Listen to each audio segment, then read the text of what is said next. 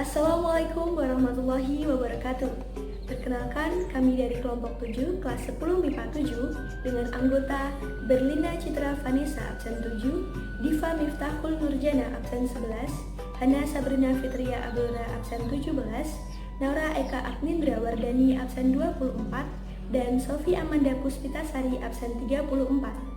Kami akan mempresentasikan tentang Candi Penataran pada Kerajaan Kediri. Baiklah, berikut ini adalah sejarah singkat dari Candi Penataran. Candi Penataran adalah salah satu candi bercorak Hindu yang berlokasi di Desa Penataran, Kecamatan Ngelego, Kabupaten Blitar, Jawa Timur. Candi Penataran terletak di sebelah utara Kota Blitar dan di sebelah barat daya lereng Gunung Kelut dengan ketinggian 450 meter. Candi ini merupakan candi terluas dan termegah di Jawa Timur. Sebenarnya, nama asli dari Candi Penataran sendiri adalah Candi Pala, seperti yang disebut dalam prasasti Pala. Candi ini dibangun oleh Raja Srengga yang memerintahkan Kerajaan Kediri pada tahun 1190 sampai 1200. Candi Penataran digunakan untuk tempat pemujaan agar dapat menangkal atau menghindar dari mara bahaya yang disebabkan oleh Gunung Kelut yang sering meletus. Candi ini adalah gugusan dari beberapa bangunan yang membujur dari barat hingga ke timur dan tenggara. Kompleks Candi Penataran menempati areal tanah seluas 12.946 meter persegi. Kompleks Candi Penataran sendiri dibagi menjadi 3 bagian, yaitu halaman depan, halaman tengah, dan halaman belakang yang dipisahkan oleh 2 dinding. Susunan dari Candi Penataran sangatlah unik dan tidak tersusun simetris. Hal ini menggambarkan bahwa pembuatan candi tidak dalam satu periode. Berikut ini adalah bagian-bagian dari Candi Penataran. 1. Halaman depan. 2. Balai Agung. 3. Pendopo teras. 4. Candi Candra Sengkala. 5. Halaman tengah. 6. Candi Naga. 7. Fundas Bata. 8. Halaman belakang. Dan 9. Candi. Selanjutnya saya akan menjelaskan bagian-bagian dari Candi Penataran. Yang pertama ada halaman depan. Di halaman depan terdapat pintu gerbang yang terletak di sisi barat laut kompleks Candi Penataran yang diapit oleh 2 arca Dorapala. Kedua arca ini dianggap sebagai penjaga pintu atau yang biasa masyarakat sebut dengan reco pentung. Berdasarkan pahatan pada kedua lapik arca tersebut, para sejarawan menyimpulkan bahwa Candi Penataran baru diresmikan sebagai candi negara pada masa pemerintahan Raja Jayanegara dari Majapahit. Yang kedua adalah Balai Agung. Balai Agung terletak di sisi barat laut halaman depan. Posisinya sedikit menjorok ke depan. Seluruh bangunannya terbuat dari batu. Dindingnya masih polos dan memiliki 4 buah tangga. Sekeliling bangunan Balai Agung dililit oleh ular naga. Bangunan Balai Agung memiliki ukuran panjang 37 meter, lebar 18,84 meter, dan tinggi 1,44 meter. Menurut Anjing Krom, bangunan Balai Agung berfungsi sebagai tempat musyawarah. Ia adalah pendopo teras. Pendopo teras terletak di sebelah tenggara Balai Agung. Pendopo teras terbuat dari batu berbentuk 4 persegi panjang dengan ukuran 29,5 meter x 9,22 meter x 1,5 meter. Bangunan ini digunakan untuk meletakkan sesaji pada upacara keagamaan atau tempat peristirahatan bagi para raja dan bangsawan lainnya. Bangunan ini berangka tahun 1297 Saka atau 1375 Masehi. Pada dinding-dinding pendopo teras terdapat relief-relief yang menceritakan kisah tentang Bubuk Syah dan Gagang Aki yang di dalam cerita rakyat dikenal dengan kisah Bela Belu dan Dami Aki, Sri atau Sang Setiawan, dan Sri. Yang keempat, Candi Candra Sengkala merupakan candi yang berangkat tahun 1291 Saka atau 1369 Masehi, yang mana masyarakat Jawa Timur lebih mengenalnya dengan nama Candi Brawijaya, yang merupakan bangunan yang paling dikenal dalam kompleks Candi Penataran dan juga digunakan sebagai lambang Kodam 5 Brawijaya. Terkadang juga ada yang menyebutnya Candi Ganesha karena di dalam bilik candinya terdapat sebuah arca Ganesha. Lokasi candi ini berada di sebelah tenggara bangunan pendopo teras dan dengan jarak 20 meter. Kemudian pada bagian atas bilik candi, pada bagian penutup cangkup terdapat relief Surya Majapahit, yang mana lingkaran yang dikelilingi oleh jurai pancaran sinar yang berupa garis-garis lurus dalam susunan beberapa segitiga sama kaki. Relief Surya Majapahit juga ditemukan di beberapa candi yang lain di Jawa Timur dalam variasi yang sedikit berbeda sebagai lambang kerajaan. Seperti umumnya bangunan-bangunan candi yang lain, Candi Candrasengkala juga terdiri dari beberapa bagian, seperti kaki candi, lalu badan tubuh candi, dan mastaka atau kemuncak bangunan yang berbentuk kubus. Lalu pada bagian mahkota terdapat hiasan yang raya, dan pada masing-masing tubuh candi terdapat relung-relung atau ceruk yang berupa pintu semu, yang di bagian atasnya terdapat kepala raksasa kala yang rupanya menakutkan. Kepala makhluk seperti ini disebut kepala kala, yang di Jawa Timur sering disebut Banaspati, yang berarti raja hutan. Kemudian di bagian kiri dari Candi Sengkala terdapat beberapa arca yang ditafsirkan sebagai arca perwujudan Gayatri Raja Patni. Yang kelima, halaman tengah. Memasuki halaman kedua dari Candi Panataran terdapat dua buah arca, dua rapala dalam ukuran yang lebih kecil dibanding dengan dua rapala pintu masuk candi.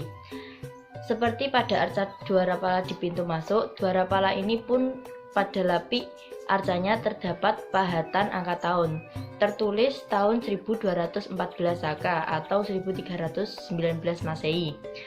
Setahun lebih tua dibanding dua rapala di pintu masuk, juga berasal dari zaman Raja Jayanegara. Lalu halaman tengah atau halaman kedua ini terbagi menjadi dua bagian oleh tembok bata yang membujur arah percandian di tengah halaman. Namun tembok ini sekarang sudah tinggal terlihat pondasinya saja. Selanjutnya adalah Candi Naga. Di halaman tengah candi juga terdapat Candi Naga yang hanya tersisa bagian kaki dan badan. Nama Candi Naga digunakan untuk menamakan bangunan ini karena sekeliling tubuh candi dililit naga dan disangga tokoh-tokoh berbusana raya seperti raja sebanyak 9 buah, masing-masing berada di sudut-sudut bangunan. Bagian tengah ketiga dinding dan di belakang kiri dan kanan pintu masuk. Para batara ini menggambarkan sosok makhluk bayangan, yaitu para dewa, dilihat berdasarkan dari ciri busana raya dan perhiasan mewah yang dikenakannya. Gambar naga disangga 9 orang ini mengisyaratkan sebuah candrasengkala, Sinaga Jalma, yang berarti angka tahun 1208 Saka atau 1286 Masehi di masa pemerintahan Kartanegara. Selanjutnya yang ketujuh, fondasi bata. Di dalam halaman tengah juga terdapat fondasi dari bata yang terkesan menghadap barat daya. Diketahui dari bidang menjorok ke sisi barat daya dan membentuk suatu pintu masuk. Lokasinya terletak di sebelah timur candi. Bagian barat daya terdapat dua buah sisi bangunan, yaitu sebuah fondasi dari bata berukuran 10 x 20 meter dan sebuah lagi berdenah bujur sangkar yang memiliki ciri sama dengan salah satu fondasi di bagian timur. Pada ambang-ambang pintu ini terdapat beberapa di antaranya memuat angka tahun yang masih dapat terbaca dengan jelas, yaitu tahun 1245 Saka, 1294 Saka, dan yang lainnya. Ada dua buah arca dua rapala lagi dengan angka tahun 1242 Saka yang terletak di pintu masuk ke halaman ketiga. Kemudian juga terdapat reruntuhan sebuah pintu yang angka tahun 1240 Saka. Yang ke-8 adalah halaman belakang. Melewati pintu gerbang Paduraksa yang hanya tinggal fondasi dan dijaga 2 duara pala. Sampailah di halaman ketiga, terletak di ujung tenggara sebagai bagian yang paling belakang dari kompleks candi dan terletak di tanah yang lebih tinggi dari yang lainnya. Karena adanya anggapan bahwa tempat tersebut merupakan tempat yang paling sakral. Lalu ada sekitar 9 buah bekas bangunan di halaman yang letaknya tidak beraturan.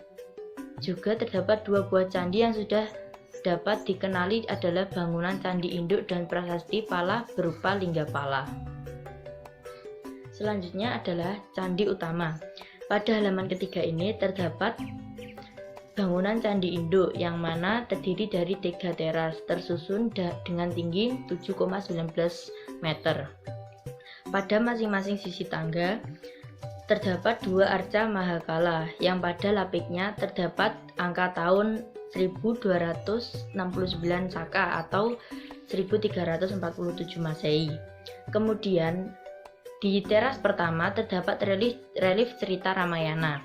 Di teras kedua terdapat cerita Ramayana yang alur ceritanya dapat diikuti secara pradaksina atau searah jarum jam. Kemudian yang ketiga terdapat teras bentuknya hampir bujur sangkar. Dinding-dindingnya berpahatkan arca singa bersayap.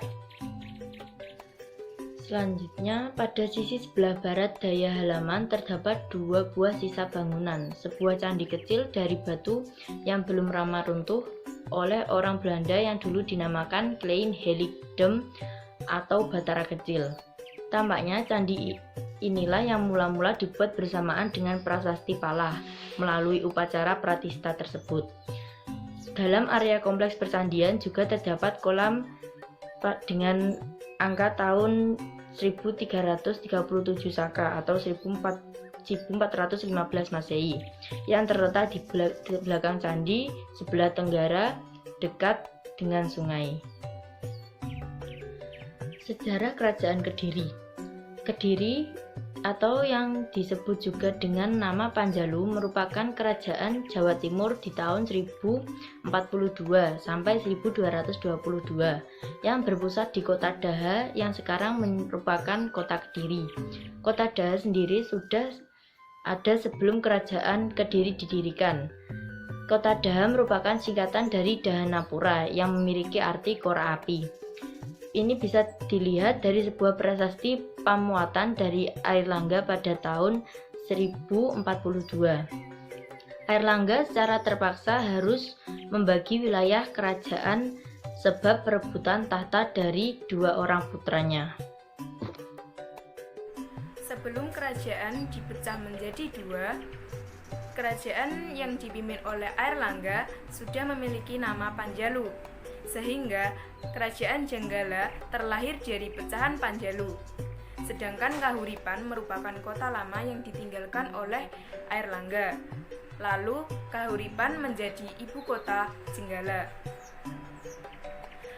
Awalnya nama Panjalu lebih sering digunakan daripada nama Kediri atau Kadiri. Nama Kediri atau Kadiri berasal dari kata Kadiri dari bahasa Sanskerta yang berarti pohon mengkudu atau pohon jambe. Selanjutnya yaitu Raja-Raja Kerajaan Kediri. Pertama, Sri Maharaja Jetendrakara Paramabhakta. Kedua yaitu Sri Maharaja Sri Bameswara. Yang ketiga yaitu Sri Maharaja Sang Mapanji Jayabaya. Yang keempat yaitu Sri Maharaja Rakai Silikan Sri Sarweswara. Yang kelima yaitu Sri Maharaja Rakai Hino Sri Aryaswara. Yang keenam yaitu Sri Maharaja Sri Krancayadipa Sri Gandra. Yang ketujuh yaitu Sri Maharaja Mapanji Kameswara. Yang kedelapan yaitu Sri Maharaja Kartajaya. Pertama, pada saat Daha menjadi bawahan Singasari, Kerajaan Panjalu runtuh tahun 1222 dan menjadi bawahan Singasari. Berdasarkan prasasti Mula Malurung, diketahui ada 4 raja zaman Singasari. Kedua, pada saat Daha menjadi ibu kota Kediri, Jaya Katwang adalah keturunan Kertajaya yang menjadi Bupati Gelang-Gelang tahun 1292. Ia memberontak hingga menyebabkan runtuhnya kerajaan Singasari. Jaya Katwang kemudian membangun kembali kerajaan Kediri. Tapi pada tahun 1293 ia dikalahkan Raden Wijaya, pendiri Majapahit.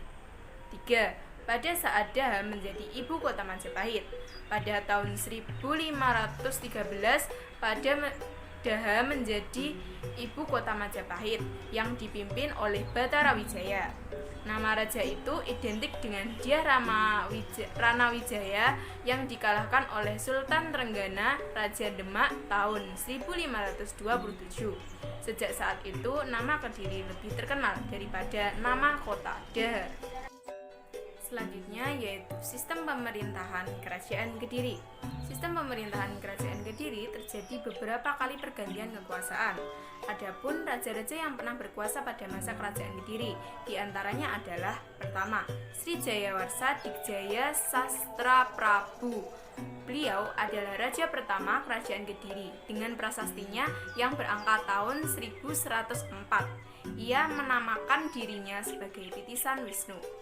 Kedua, Kameswara. Beliau merupakan raja kedua Kerajaan Kediri. Beliau lebih dikenal sebagai Kameswara I. Lencana kerajaannya adalah tengkorak yang bertaring disebut Candrakapala. Yang ketiga adalah Prabu Sarwaswera.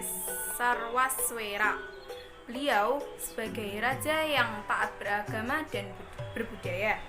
Prabu Sarwaswera memegang teguh prinsip dalam hidupnya. Tujuan hidup manusia menurut Prabu Sarwaswera yang terakhir adalah jalan yang benar adalah sesuatu yang menuju ke arah kesatuan. Segala sesuatu yang menghalangi kesatuan adalah tidak benar. Yang keempat adalah Prabu Kroncaryadipa. Nama beliau berarti benteng kebenaran. Sang Prabu memang senantiasa berbuat adil pada masyarakatnya. Beliau mempunyai prinsip Satkama Murka, yakni 6 macam musuh dalam diri manusia. Yang kelima yaitu Srengga Kertajaya. Srengga Kertajaya tak henti-hentinya bekerja keras demi negaranya. Beliau sangat berharap mempunyai masyarakat yang aman dan tentram. Prinsip kesucian Prabu Srengga menurut para dalang wayang dilukiskan oleh Prapanca. Yang keenam adalah pemerintahan Kertajaya.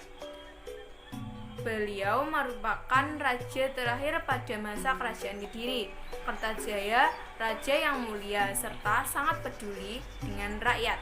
Kertajaya dikenal dengan catur marganya yang berarti 4 jalan, yaitu Dharma, Artha, Kama, dan Moksa. Assalamualaikum warahmatullahi wabarakatuh.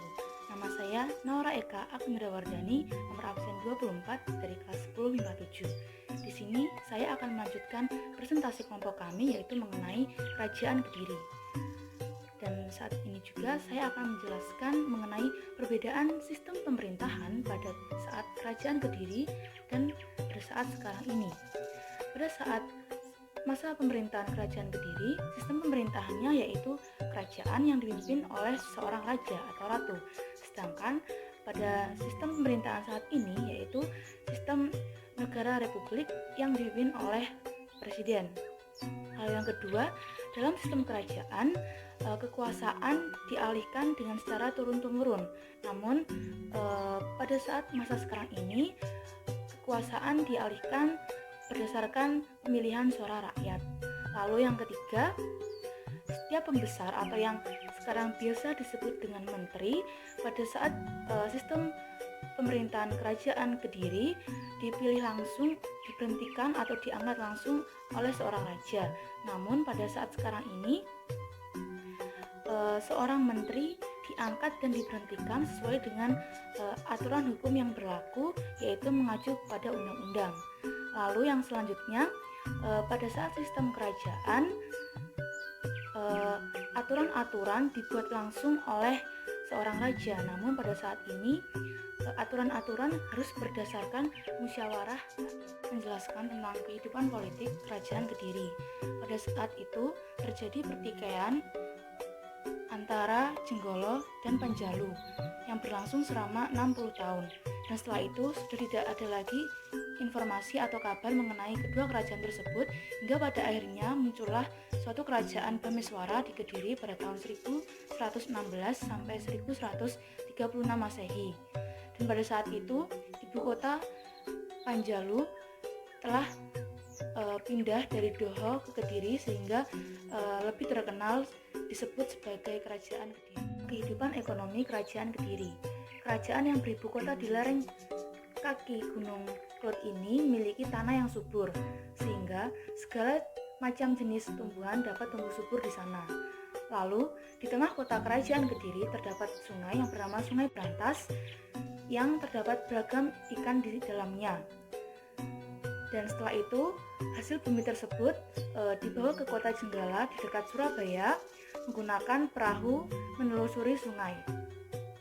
Kerajaan Kediri ini kehidupan ekonominya bersumber dari perdagangan, pertanian, dan peternakan, yaitu aspek kehidupan sosial dan budaya. Pada saat itu masyarakat Kerajaan Kediri hidup dengan sejahtera, aman, damai, dan tentram. Lalu masyarakatnya pun sudah menggunakan pakaian kain selutut yang biasa dinamakan dengan jarit. Selain itu, rumah-rumah penduduknya sudah bersih, rapi, dan tertata, sudah memakai ubin berwarna kuning dan hijau. Pada saat itu, kesusastraan yang sangat maju adalah seni sastra. Contohnya yaitu dibuatnya kitab Hariwangsa oleh Empu Panuluh.